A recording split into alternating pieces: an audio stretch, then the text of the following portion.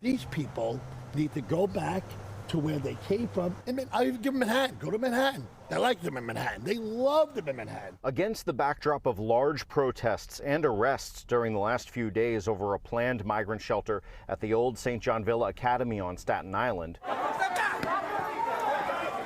the mayor and more recently the governor have been begging the federal government to step in. They want billions in reimbursement for New Yorkers, expedited working papers for migrants, and help redistributing the migrants around the country. But in this letter we obtained, the federal government says it's New York City that could be doing around 24 things better. Without going into detail, the letter highlights, quote, issues of authority, structure, personnel, and information flow, plus data collection, planning, case management, communications, and other aspects of day-to-day operations. I haven't read through the entire letter.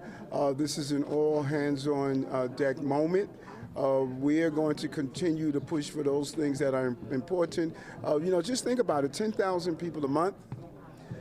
It's just not sustainable. The letter from Homeland Security does say it will allow migrant housing for 800 at a hangar at JFK Airport and references 11 sites around the state it would also consider.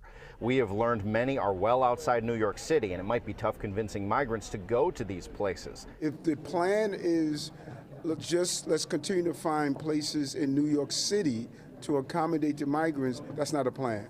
The letter also says the federal government is working to streamline its effort to give asylum seekers working permits, but there's no mention of granting migrants temporary protected status to cut through all the red tape. The mayor and governor have been pleading for this. We need to give people the right to work. I mean, I can say this over and over again, what is more anti-American than not having the right to work?